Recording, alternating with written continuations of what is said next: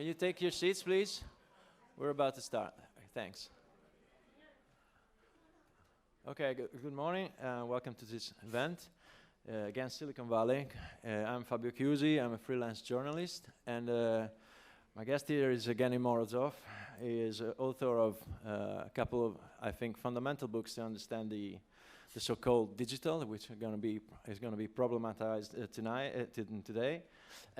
One book is to Save Everything, Click Here from 2013. The other one is The Net Delusion, 2011. And then we have this one. This is just for the Italian public, actually. It's a collection of essays. It's called Silicon Valley, Signori del Silicio. And we're going to discuss a bit, starting from this book.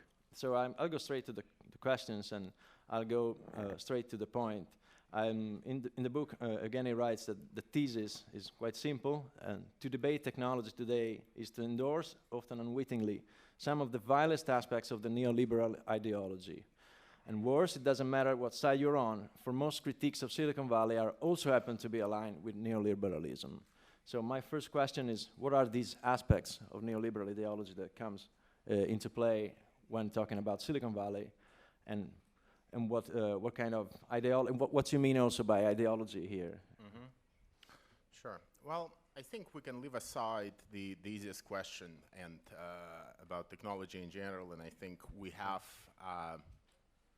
broad agreement in this room that technology can be of great assistance to all sorts of emancipatory projects, political, social, and so forth, communal ones. There is nothing inherently anti-solidarity or anti-human in technology or as such.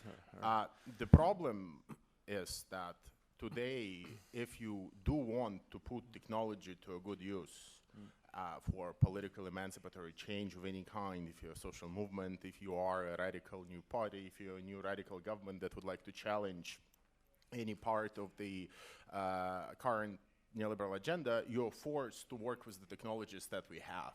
The technologies that we have right now happen to be run and owned by just a couple of 4 or 5 firms, most of them American ones, who increasingly take over functions that used to be performed by other social, public, non-commercial institutions.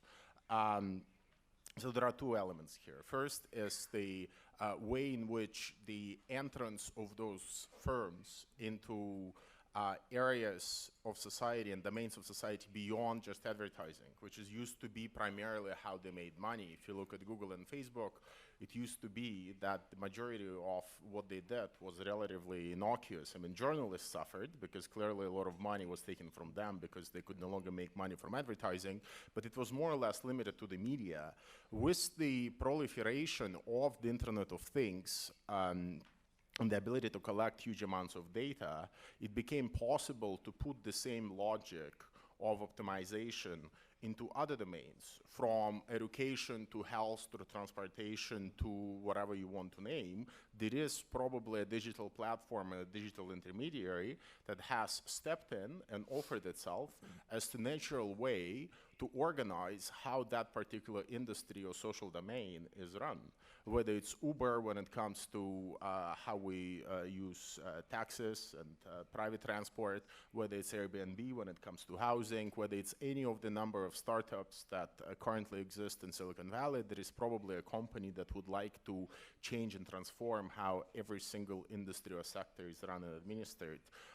Now, the important thing to keep in mind here is that clearly there is a transfer of power to the private sector, which is, a landmark characteristic of neoliberalism, that you suddenly have a new type of capitalism emerging that presents itself as ultimately being far more efficient, far more effective than the previous kinds, and also far less corrupt. If you look at some of the rhetoric that Uber, for example, makes vis-a-vis the taxi industry, which is not incorrect.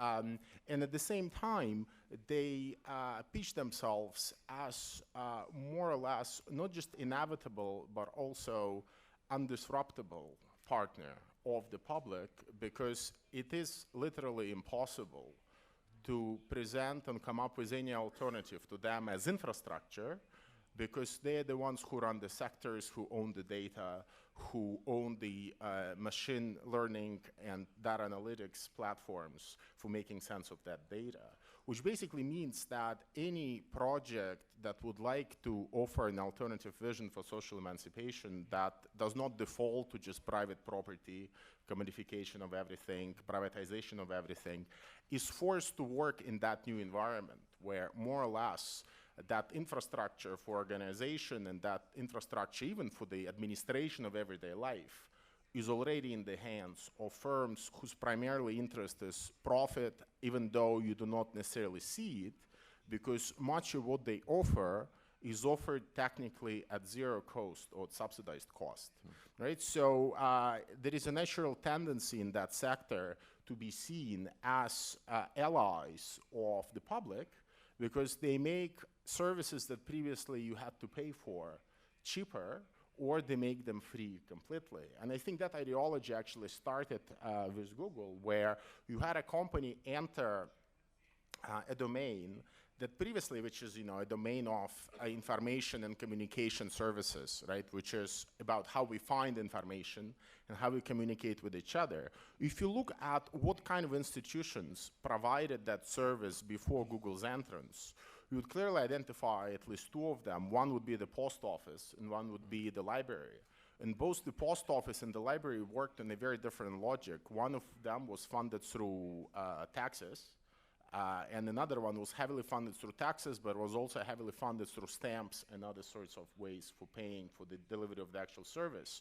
Right? From the perspective of the user, if you're just thinking only in terms of cost and price, which to me is the hallmark of neoliberal ideology, it's the reduction of virtually any decision making to the price signal as the only determinant of value, then if you're only thinking in terms of price and cost, of course, this new ecosystem that emerges from Silicon Valley and Google is vastly superior because A, it comes for free, B, it technically, even though that's not correct in reality, does not really require much by way of taxes, and C, it's much more efficient and much more superior. Of course, in the process, you lose a lot of other things. You lose the anonymity that you had in using libraries and post offices. You could probably, 200 years ago, easily imagine a system where, your post office would say, well, instead of charging you for stamps, we're going to open up every single letter that you send, scan the text inside it, and insert an ad into your envelope, and that way we're going to pay for the service. I mean, this is essentially what Google is doing, right? So the transformation of that logic from a logic where we are prepared to subsidize certain things, and libraries more or less function on the same model. The transformation of that model from a time where you could actually subsidize certain parts of the service provision with taxes or fees, that more or less is gone, and we have entered an era where you have this vicious circle where you can actually offer more and more services that are digitized and underwrite them and subsidize them that way through the private sector, with the private sector more or less exploiting the data that they generate in the context of using and providing those services to subsidize the costs. Which basically means that if you think about it, there is virtually no sector that cannot be privatized by covertly delegating the responsibility to run it to Silicon Valley. And many of them come with heavy pockets from venture capital investors and from companies like Goldman Sachs. So, you look at a company like Uber. Uber has a capitalization of more than $60 billion.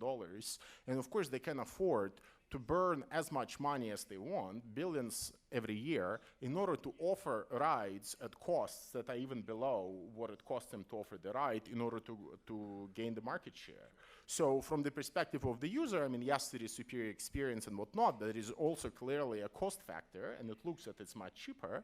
That, of course, is subsidized by global financial capital of the likes of Goldman Sachs with the hope of destroying local competition entirely and then exploiting the new efficiencies of scale to actually derive even more profit. In that sense, Uber is not very different from Walmart.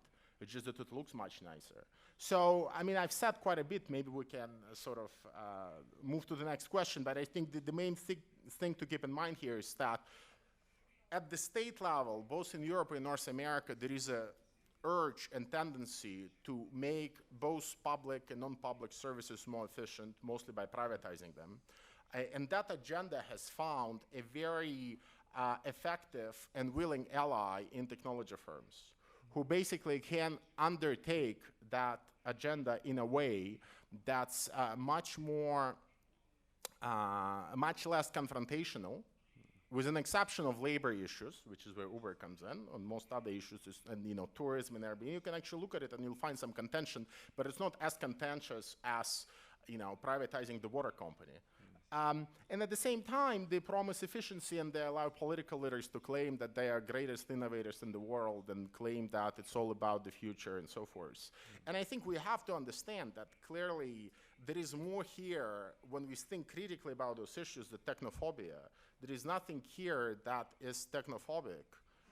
What is missing in most of our discussions about these technologies is precisely the situation of them in the current political, economic, and historical context where the state can no longer deliver, the private sector wants to deliver, and you have an ongoing digitization which allows this transfer in a way that wasn't possible before, because you have these new kinds of intermediaries that can suddenly jump from one sector to another, build models that can scale. So you build a smart city solution for the city of, I don't know, Milan or Barcelona, and then you take it to India and install it in 200 other cities. I mean, this stuff scales really well, much better than anything physical. And I think there is no other way but to start talking about a new kind of predatory capitalism that is heavily reliant on data, that treats data as a private property thing and not something that can be owned by the public. And it's being enacted through commercial pressure from those firms, the money they raise from Wall Street and financial capital, and with very nice nudging from the American government through agreements and treaties like TTIP and TPP and TISA, which include all sorts of provisions on the promotion of free circulation of data and free circulation of information, and all sorts of other tight and kind of polite nudging to cities to start embracing things like the smart city programs.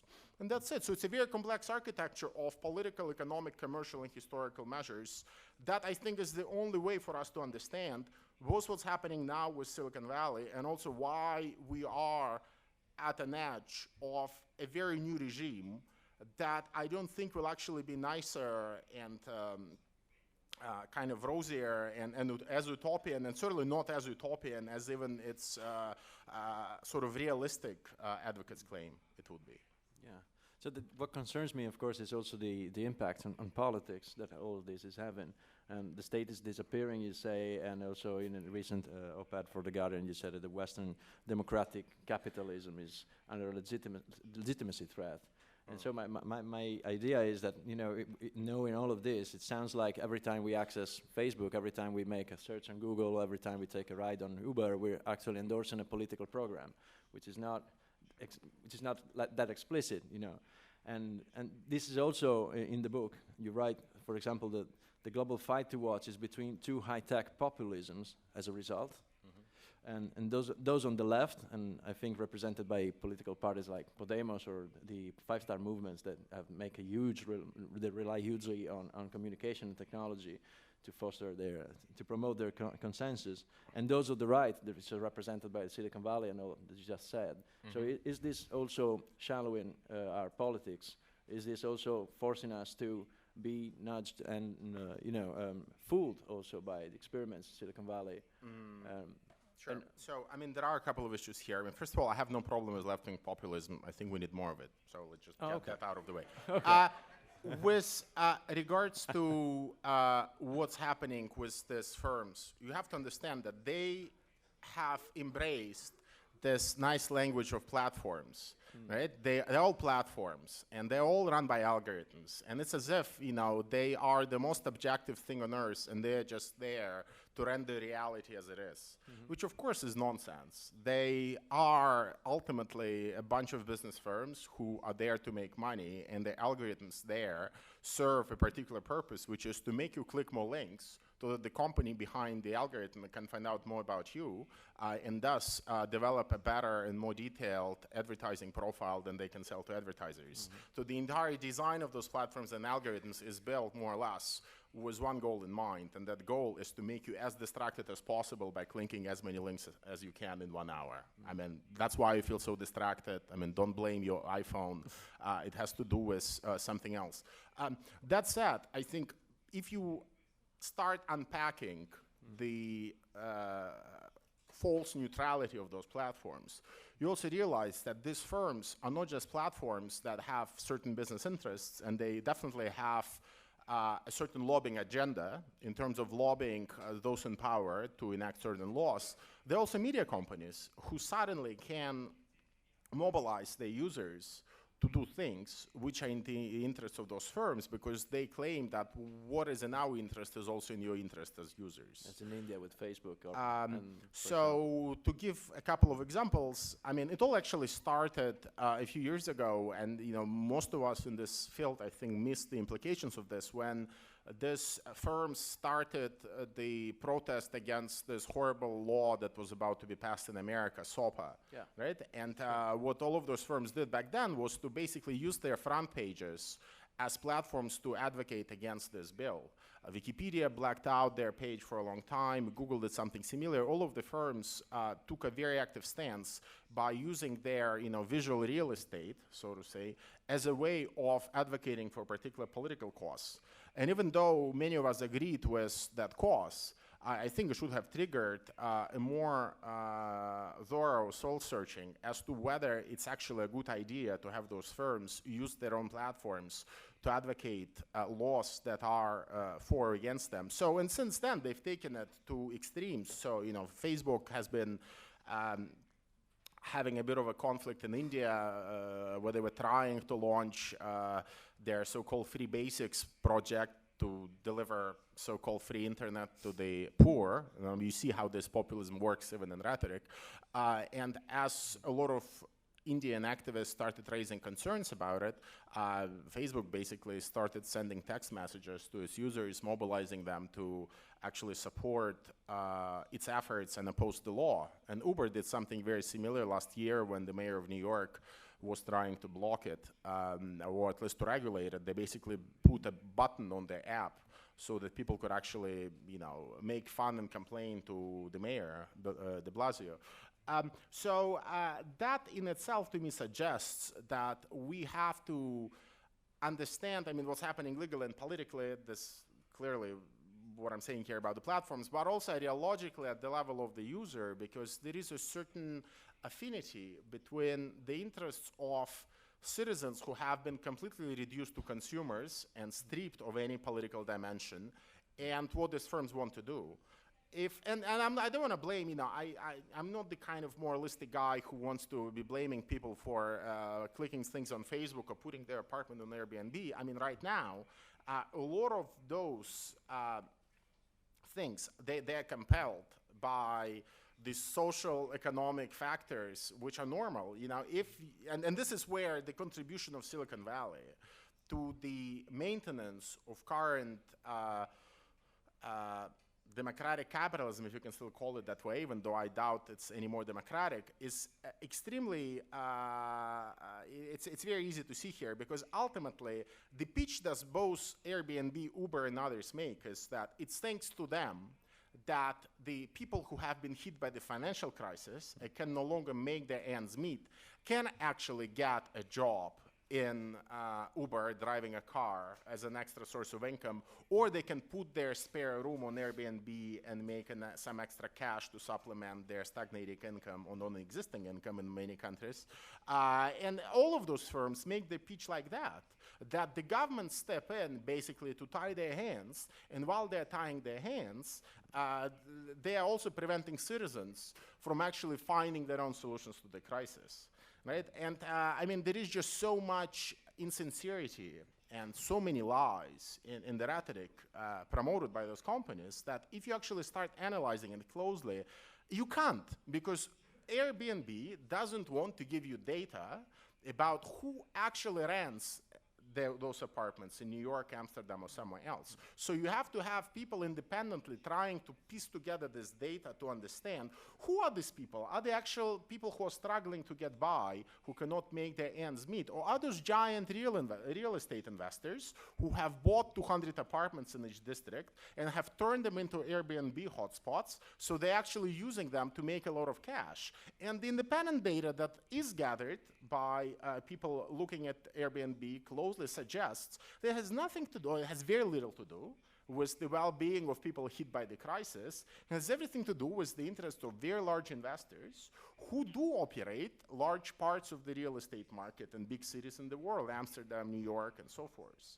And that's the reality, that the rhetoric of populism is there. The reality is very different, and this is where you really have to understand the alliances between globalized financial capital that stands behind Uber as an investor and that uses the likes of Airbnb to become even more profitable, and Silicon Valley. I mean, this is what I've been saying. It's impossible to understand where Silicon Valley fits into today's contemporary capitalism without developing a better understanding of the links between where that capital actually comes from. How come any stupid startup that wants to build a social network for people who would like to clean some dog shit from the street can go and raise $5 million in Silicon Valley overnight? I mean, where does this money come from? I mean, we're hit by a financial crisis. And yet you can imagine an idea that will be as ridiculous as ever and raise money for that idea tomorrow. Where does all this money come from? Where is this capital coming from? I mean, and I think the debate that we have failed to have was to accept Silicon Valley's own terms of reference and discussion, which is to say that these guys have a history. That history starts in the 70s with a bunch of them taking LSD and inventing interesting things in a garage. It exists completely outside of the history of capitalism, or history of militarism, or history of imperialism. And they're just there floating on their own, innovating, wearing flip-flops, wearing hoodies, and so forth. And that they have no connection whatsoever to the interests of the American state, have no connection whatsoever to the interests of Wall Street. And they're just there wanting to save the world, organize a hackathon, engage in some humanitarian mission in Africa, and so forth. I think that this is nonsense. That we have to understand them as what they are, which are basically accessoires, and increasingly very important accessoires to power, whether the power is military or economic. So one of the problems here, of course, is that the ideological level. Ideology is about crushing imagination too, right? So you're crushing the imagining of alternatives. But still, can we actually build an alternative somehow to this kind of world? And I know that you just said, that you're okay with left populism. Is it part of the way to go? Is it part of the political way to try and imagine a different ecosystem? Well, first of all, my definition of ideology is probably a bit different from yours. I don't think you can exist outside of ideology. In that sense, I don't think that there is a pre-ideological situation where we all think rationally and then somehow ideology steps in to confuse us. No, I think all of us work within an ideology of sorts from the very beginning. And it can favor certain distributions of power, certain distributions of responsibilities, but that ideology exists nonetheless. With regards to sort of what's to be done question, I think if you take what I've said at face value, if you actually follow the steps of trying to resituate these giants in a much broader social and economic milieu, so to say, I think you'll quickly realize that ultimately our ability to fight them is proportional to our ability to fight some of the most vile developments in contemporary neoliberal capitalism as such, which is privatization of virtually everything, eradication of non-market logics from how we value things, and more or less commodification of everyday life to its ultimate extreme, where virtually everything will be mediated by the market. I mean, this is the reality, right? And that reality, as I've said, is enacted not just discursively. It's not just a bunch of people walking around saying things like, the market is everything and we need to disrupt and innovate and so forth. It's also spread around legally, technologically, economically, and so forth. This is how global power operates. There is an architecture behind it, there is a foundation behind it, and there is a network, a complex of actors. Those actors can be embedded in governments, they can be embedded in foundations, they can be embedded in media, and so forth. And this is what global neoliberal capitalism is today. Silicon Valley makes part of it, and I think it accounts for its future, both technologically but also ideationally. if you were to think about any good story about contemporary capitalism today, virtually all the stories are horrible. People are losing jobs. There is youth unemployment all over in Europe. You have terrorism plus a flood of refugees. You have the financial crisis, which hasn't been resolved yet. Trust in political parties is declining. Housing markets are, prices are skyrocketing. People can no longer afford a house. Even in prosperous countries, you go to the UK, hunger and homelessness is on the rise. You have food kitchens in half of Europe. I mean, there is no good story whatsoever in the world right now, in the West at least, except for some ultimate salvation by digital saviors who will come in and make everything efficient, make everything slick, make transportation available for free, and even offer basic income, which is as much of a ridiculous plan from Silicon Valley as I've heard, because their vision of basic income is that, well, we're not going to pay any taxes, because why pay taxes? We do things that are digital. But we would nonetheless would like somebody to pay our drivers to have basic income so that we also don't have to pay them. I mean, that's the basic argument for basic income from Silicon Valley. Right? I mean, it's very ridiculous, but nonetheless, they are ideationally the source of hope. And if you point out that, that source of hope is kind of fake, then I think you might actually get some people to think critically. But speaking a little bit more pragmatically, I think, look, you have to understand what is at the heart of their expansion and their domination. And there are several things. Data is definitely key. So if you can find ways to prevent them from claiming the data that passes through their networks, that is produced by the users, as their own, then you will at least slow down the machinery. If you manage to articulate a regime, a political economic regime, that will allow you to put that data to an alternative use, so that you can actually start building new experiments with that data. I'm all for local communities of citizens aggregating their own data and running their own electricity smart grids, running their own transportation networks, running their own services. It's doable, it's feasible, and it must be done. The problem is that once you are alienated from that data, and right now this alienation happens from the very beginning because it happens at source, because you are alienated from it by default, it just leaves your devices. That option is foreclosed, which is another argument to show that the capture of other forms of social cooperation that do not default to the market mechanism is also happening at the level of technological infrastructure and data and algorithms and so forth, and sensors and so forth.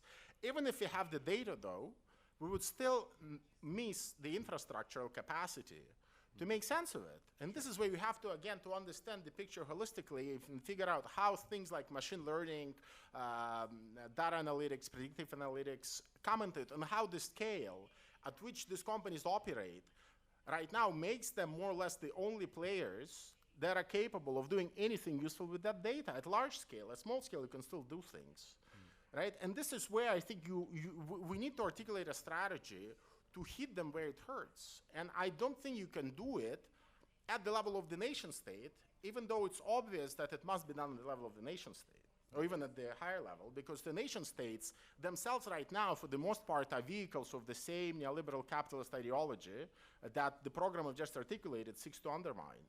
You can do it at a somewhat smaller level by capturing the cities. And so far we have seen that happen in some places in Europe. We have seen that happen in Spain with Barcelona and Madrid and Zaragoza.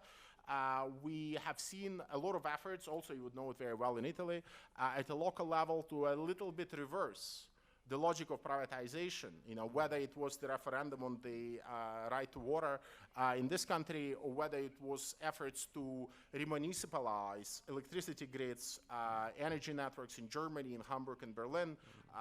There are efforts in Europe to do that, but they're happening at the level of the city, which I think is not bad, because the city is also the level which is most problematic in this hierarchy of neoliberal consensus. Because cities are places where protests break down everywhere, including in America. If you look at all of the protests that have happened in America recently, Ferguson, Baltimore, and so forth, they all break out in the cities. But cities are also places where you still have some contestation of the basic principles, because people are hit by neoliberalism in the face in the city.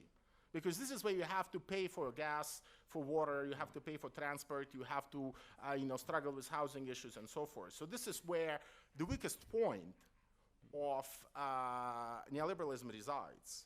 So I think the only paradigm that possibly can make sense right now is A, to develop a city-level strategy for articulating an alternative regime for data ownership, for operating alternative networks for data capture with sensors and so forth, and B, it's for the cities to start working together to scale up some of that infrastructure on the global level. And we already have some efforts that have existed for a while, like the network of rebel cities and the right to the city sort of convention. There are efforts that are trying to do that, but I think it should be done because ultimately no city is big enough to be able to come up with the infrastructure that can actually compete with that offered by those firms. Otherwise, in the next 4 or 5 years, you will see complete surrender of cities in Europe and America to the likes of Cisco, HP, Microsoft, and increasingly Google and others, which are coming in and pitching themselves in as ultimate saviors of the public, because they are the only ones who are capable of making our infrastructure more efficient at the times of that drastic budget cuts. You don't have the budget to run your own electricity networks. You have lead in your water, as they now discovered they actually have in many American towns. Well, invite Cisco in. We'll analyze your water and make the system bearable. Like, that's the slogan for Silicon Valley. We'll make the current suffering bearable. That's, I think, the actual pitch, which, of course, they don't put as dramatically. They give it a much more positive spin. But that's what it is. It's a tool to survive under conditions of neoliberal austerity that are no longer tolerable and would not otherwise be tolerated if not for the false ideology packed by Silicon Valley and some marginal advances on making efficient use of scarce resources that are enabled by their technologies. Yeah, in the book you also make an interesting comparison between the energy consumption and information consumption. So you talk about energetic consumerism and information consumerism. Is there a chance that the system will collapse by itself if we let it go? Like, you talk also about an information disaster waiting to happen somehow. Is it possible that the system will collapse under its own weight? Well, I mean, look, there are two kinds of collapses here. I mean, you can talk about systemic collapse that is not necessarily related to technology in Silicon Valley. I think that I would not necessarily be betting on the long-term future of capitalism now if I had to bet, for the sole reason that, and here I'm sort of advancing the argument made by a very interesting German sociologist, Wolfgang Strick, who's basically has been arguing, himself building on Polanyi, that in order to survive, capitalism always needed good and strong enemies. You always needed some counter-movement to come and take certain things from the logic of the market, because otherwise capitalism is just self-destructive. This is why you had to have the welfare state step in and decommodify things like education and healthcare so that you could actually have a workforce that would not be precarious and that would actually be able to go to the factory 9 to 5 and deliver its service. So from that sense, the critiques of the welfare state from the left, many of them here in Italy in the autonomous tradition, have of course been completely right. That ultimately the welfare state was an institution that was necessary for the Western democratic capitalism to function. What is happening now with the disruption of the welfare state, which is happening for reasons that have to do with neoliberalism, have to do with the debt crisis, which we can go into, it's a much more complicated issue, and the increasing entrance of these new firms from Silicon Valley into this domain, you basically have the foundation that was built for capitalism being undermined without anything new coming into existence other than perhaps some vague talk of basic income, which would be fantastic if enacted on properly radical leftist principles, and which would be a disaster if Silicon Valley goes ahead with its own plan. So in that sense, there is the possibility that the system will collapse, in part because its countervailing force that made it aware of its own limitations is no longer there and is getting weaker. Technologically speaking, what I meant, I think, by that reference to information versus environment in the book is that with environmental collapse, with an environmental crisis, the consequences are much more obvious because they are much more evident. Even though, we can argue and debate about whether temperature is rising by 1% or 2% or degree, you can still sense pollution in the air. With information, the situation is trickier, and this is why so many of us completely uncritically accept the efficiency gains offered by those services, and many of us unwillingly accept it. And I think there is a certain kind of almost postmodern anxiety about institutions, which people believe are already corrupt, that makes Silicon Valley look so much better. Because you know that, hey, your taxi company is clearly full of crooks, so why not have Uber, which will come in, and at least there the crooks are Goldman Sachs, and like, what do you know about them? But I think we also have to keep in mind something, and I think that will illustrate very nicely this kind of lack of structural dimension of what I'm saying. You look now at firms in the so-called fintech industry, financial technology. Yeah, so it's a brewing market in Silicon Valley. And all they basically say is that, you know what, a lot of people have been excluded from borrowing. They cannot borrow because they don't have a credit history. They don't have a house where they live. They don't pay rent. They don't have regular payments. But we know that they are creditworthy because there are certain data points in their life that suggest so. They pay their mobile bill every month. And then they develop 80,000 of those points. So apparently if you charge your phone every night at 9 o'clock, that makes you more creditworthy if you charge it in the morning, right? So they come up with 80,000 data points, and then they study all of them. And then there are pitches that basically, look, now we can cater to the unbankable population. And how do you make sense of such a development? You can say, fantastic, now suddenly 50,000 people, 50 million people can suddenly become bankable who've previously been excluded from the debt system. Great. Another way to read the situation, of course, to say, well, look, what is this? That's just another way to make more people indebted. And the structural problem here is that. It's not the fact that you have more data to generate that. The structural problem here is that itself. Why on earth do I need so much debt now, as opposed to 30 years ago, to do everything, like you need that in America, it's even worse than here, but you need that to study, you need that to buy a car, you need that to buy a house, you need that to get by, you need to have 5 different credit cards. It's great that now I can become more bankable, and you can even introduce more people into this trap. And clearly there, of course, the bad, evil guy in the room who's being disrupted are the payday loans companies and the loan sharks who would offer the same kind of loans at those people at disproportionate rates. So of course you would think this is a good thing. Now with Silicon Valley you'll pay lower rates that you're paying to loan sharks, but that in itself is beyond the point. The point here is debt. And I think that our structural inability to talk about this powerful economic and political issues, and instead engage in some kind of silly debate about technology disrupting everything and whether we are technophobes or whether we are digital innovators or champions, a word I hate, is just ridiculous. I would open up questions from the audience, if you want. We have 15 minutes or so.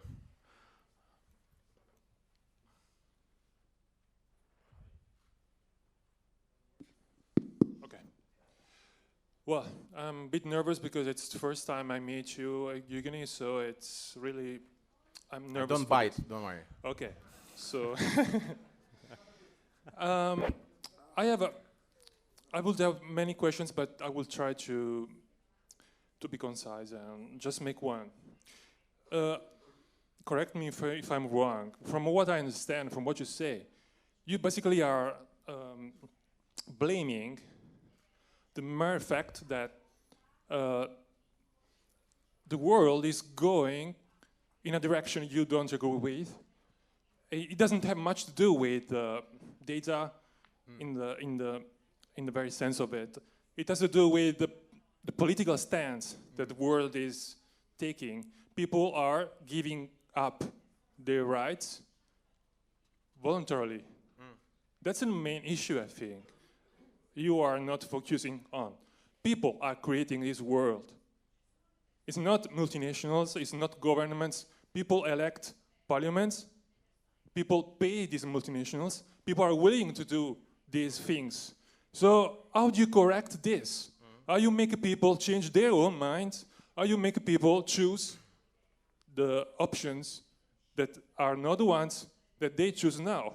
I make just 2 examples. There is an alternative to Facebook, which is called Diaspora, but just nobody's using it. It gives you the right to your own data. You don't give up your rights at all, but nobody uses it. How do you push people to use things like Diaspora? Without, how do you think the governments could push people use Diaspora? Because you said that it has to be something that the state has to do. The state has to put infrastructures, the state has to direct how people have to live their own lives. In a sense, I might agree, but people elect this kind of governments. Okay. So, okay. Good. Should I respond or should I make more? go for Okay, so I'll try to be concise also in my answer. First of all, I don't think it's even correct to say that people elect governments anymore, because most people don't vote if you look at Western Europe, right? They just don't. They don't give a damn for the sole reason that, there has been a complete collapse of trust in political parties and institutions. If you look at the surveys and polls, political parties are the institutions that are trusted the least of any other institution that exists in Europe. So you have a much broader crisis of representation with people despairing on politics for reasons that I think are not necessarily wrong. That there is a very profound crisis of representation, and at this point, political parties, with a few upstart exceptions, have become more or less clients to interests that they represent in parliament. They no longer represent citizens themselves. I can't draw any other analysis from the apathy that people show towards political life differently. Now, the question of ethics here and what platforms should be using and what people should be doing. Again, I'm not, every time people talk about morality and ethics in this domain, I get very uneasy for the sole part that this is how governmentality, to use a fancy word, works. Like, you're being told to do things because they're supposedly ethical. And where does that ethic come from? Like, if you are being structurally constrained to be present on Facebook because this is how you aggregate and build your reputation today, like, you need to have at least 100 Facebook friends in order to be able to prove to Airbnb that you are a reliable host or guest. If you have less than 100 Facebook friends, then your life becomes much more complicated. You have to use your passport and so forth. You can't do it with Diaspora, and you can't do it for various reasons that have to do with network effects, that have to do with the amount of capital that's being poured into those firms, that has to do with the amount of money that is not being poured into alternatives. Why does European Union have billions of dollars to spend on innovation, and why is none of that money going to creating alternatives to Facebook? Why? Because all of that is going mostly to corrupt telecoms who have put enough lobbyists in Brussels in order to claim that money. Why is that happening? Because the process of political representation in Europe is broken. Which means that structurally, those alternatives are not there. And I would never be urging anybody to be going and using Diaspora. Like, you can, as an ethical stance, if you want to prove that you are engaging in some kind of ethical consumption, I don't believe in ethical consumption as a potent alternative to changing power structures. To change power structures, you need to pursue a different kind of tactic. And in this case, I think that we have to understand that the reason why people are pushed to use those services, it's not just they, wake up and they're completely free agents and they realize that, hey, wouldn't it be better? What other choices are there that would be as fast and that would help them save time? I mean, at this point, Google pitches itself very clearly to people. They say, you start using our services and we'll generate time out of free air for you. Because we'll use services like virtual assistants, like Google Now, which will basically monitor everything you do on all of our services and run live for you. Everybody will get a personal assistant. Like, go use another service, and if you use another service outside of Google's ecosystem, it means you're effectively paying a tax. You are willing not to have a company come in and organize your everyday life for you. If you're a rich person, you can do that. If you're Richard Stallman, you can do it. Most people can't and won't because they find themselves under immense pressure from 2 or 3 jobs they have to run if they are lucky to have them, or they have other concerns like being able to prove to their bank that they're actually reliable, for which you will need data very soon. you'll have the logic of the credit score more or less spreading to other domains and incorporating more and more data. So the only answer I can give you to this question is that it's only answerable if you take account of both the structural and political crisis of the state we are in, and if you understand that there are structural reasons why those services and platforms are used more often than others. There are many questions. Okay. Question from Mr. Morozov. Good morning. I'm an Italian journalist, and I read you and hear you and find what you write and say is well said and written. But the point I'm kind of missing is you said how to react to this, react at a citizen point of view. But what about the state level? I'm paying mostly my taxes to state, not to city. I would like my state, my nation, Italy, to react to warn me from all these, no? So that what, from your point of view, can state do? Have you ever heard about the Quant project, for instance, to make a search engine in Europe, which is driven not tracking people, not transferring data to the US citizens, companies, and agencies at basing all this from a nation, no, Italian, French, and German point of view. And what else can we do apart from trying to make these companies, these big multinational, pay taxes when they operate in our countries? Thanks. Okay. So, look, the only answer I can give you is that if you condense what I've said about the politics and the sort of economic and social background in Europe, Silicon Valley and its solution represents the status quo between center-left and center-right in Europe. This is the status quo of how the world will function given the collapse of everything else. Given this background, you cannot possibly count on the state if the state will continue to be governed by center-left or center-right or a coalition thereof, whether that coalition is explicit or implicit. You cannot just hope to do that because they are deeply in bed with those people, including by appointing them to many advisory positions. So you should be blind to be expecting these people to formulate an answer to the question that they themselves have created. You can expect those answers to come from somewhere else. And we do have a lot of upsurging movements in Europe that would like to challenge the status quo, and it just happens that many of them happen to be very right-wing. There are some that happen to be more leaning to the left and would like to challenge the status quo from the left. Personally, I'm with those. That said, I think you have to understand the reason why I am also stressing the local level as opposed to the national one is that it's not going to be possible to create a European alternative to Google by using some kind of central planning model that will just look at Google and structurally try to replicate everything that Google does.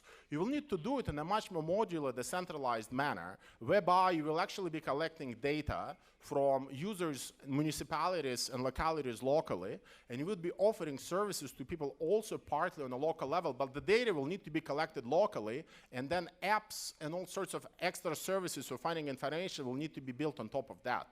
The only way to do that is by actually having a clever strategy that will pull all of that data coming from the bottom up together. You will not be able to do it otherwise. So once you have that in place, and you do happen to have a political movement that actually is interested in disrupting the status quo, you can talk about the national level, and then maybe you can talk about the European level, because as I've said in the answer to my previous question, there is no level here that's more important than the European one, because this is where all the money moves. You have to look at Horizon 2020 program, you have to look at where all the money resides, billions. There is money, you don't even need to go to venture capitalism, you don't need to go to them. The money exists in Europe to do those things. Where does that money go? It goes to the lobbyists representing big companies. They are not interested in working for the citizens, they are just interested in making even more money, mostly by basically milking the state. That's it.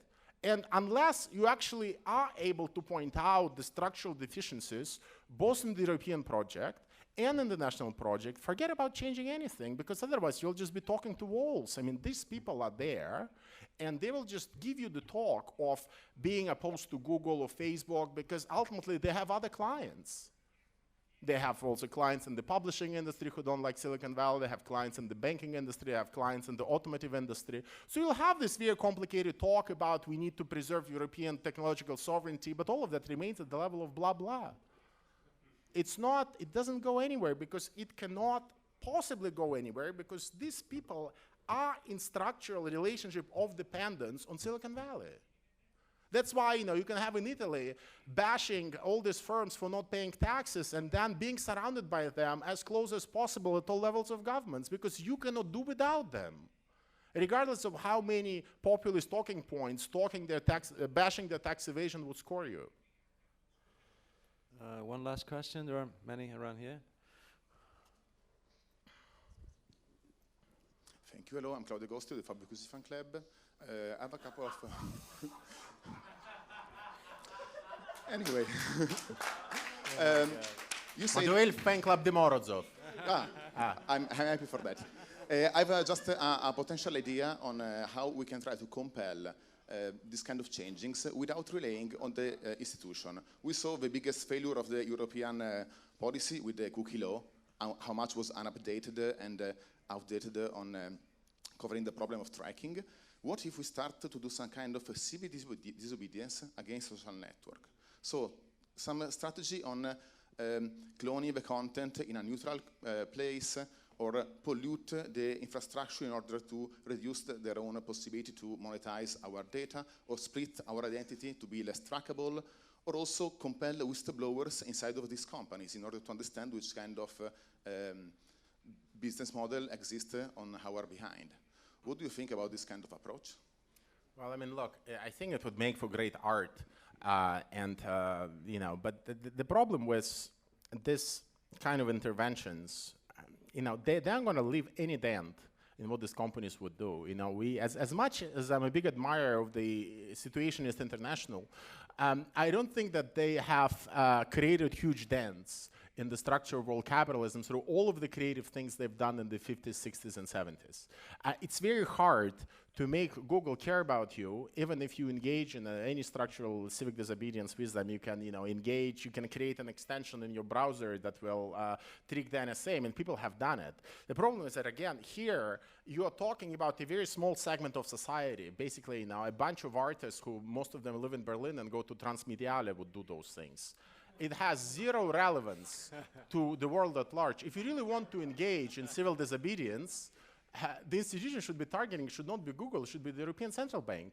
I mean, look, this is where the problems reside in Europe. They do not reside at the level of this tech. They're just an extension.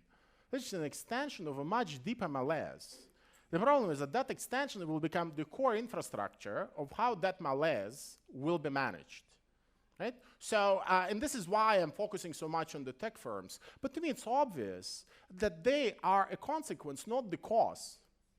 Right? And the cause is elsewhere. And if you really want to engage in profound political, economic, structural change, you have to identify your enemies precisely. Because if you don't identify your enemies precisely and you just leave it at this discursive level, oh, this, you know, digital totalitarians in Silicon Valley, you name no enemy. It's very comfortable that way.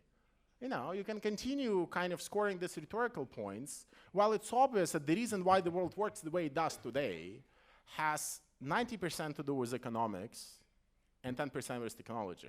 As disappointing as that might sound to a room interested in technology, I'm sorry to acknowledge that. We got time for a very last one. There's one here. Oh, okay. Oh, sorry. Just hi, Evgeny. Two questions. The first, in your opinion, is there the risk of a new technological determinism in the analysis of global system? And a curiosity, how is important for your theory and for your approach the contribution of Frankfurt School, Adorno or Keimer? It's my curiosity. Thank you. Sure. Well, it's an interesting note to finish on. I have to go to Perugia to be asked about Adorno. With regards to determinism, I mean, look, I don't want to get into a very theoretical debate about different kinds of determinisms, and you know what people mean by technological determinism differs quite a bit. I think there is a and I often fall into, I might appear to fall into some kind of technological deterministic framework myself, in part because what I'm saying is that once Silicon Valley comes and runs the show, all resistance will be futile. So I am sort of aware of how the trope influences my own thinking, but this is not because I think I'm a technological determinist. It's because partly because I'm an economic and political one, and you know, I do think that who runs and owns what matters. You know, for me, the question of ownership has never really disappeared. And I do think that, you know, who owns a particular system to a certain extent does determine the behavior and the broader social structure that it generates. In that sense, you know, anybody who's a proper Marxist is a determinist. In that sense, I haven't really abandoned any of that determinism. I wouldn't say that I'm a technological determinism, but I see nothing wrong with determinism as such. I mean, we can account for complexity and we can account for a possibility of multiple outcomes. But for me, you know, there is a lot, and this is maybe brings us a little bit closer to the Frankfurt School question. You know, there are several multiple logics on which the world runs, and you better than I know about differentiation and how they all come into being. And you know, and yes, 20 years ago or 50 years ago, it was possible to argue that the logic of the art market is different from the logic of the newspaper industry, and it's different from the logic of your local public administration, and that itself is different from the logic of economic life. Now, I would be very hard-pressed not to say that all of those logics have become convergent upon just one logic, and that's the logic of the commodity and the logic of the market. Like, it will be very hard to convince me that there is anything other than money that drives modern art today. Like, you go to London and you'll be convinced of that in like a day.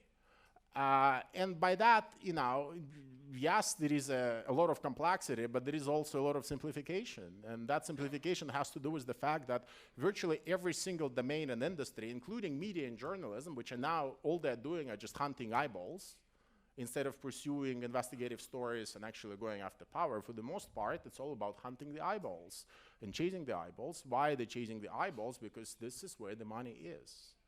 And the profit margins have been squeezed so much that no other logics are allowed. So in that sense, I'm afraid I have to say that, you know, I'm a determinist in that once I see the logic of the market enter, I see other logics leave. And the Frankfurt School, it's a complicated question. Some of them are much closer to my heart, like Benjamin, than others. I wouldn't say that it's of super importance. Some people closer to the Frankfurt School, like Lukács, have had some influence, but it's okay. I mean, and as much as they attack the positivistic foundations of social science, which now, you know, you listen to these guys about big data, they think that big data gives you an objective picture of the world. I mean, this is where you might actually need people like Horkheimer to actually offer a thorough critique of positivism as such, because I think we are undergoing a return of positivism of scale that has not been imagined before, where, you know, we take knowledge at its face value and we think it's objective. We just need to look at data. Okay, we're definitely out of time. That's a finishing note. That's a finishing note. Okay, thanks everybody. Thank you. And thanks, Evgeny.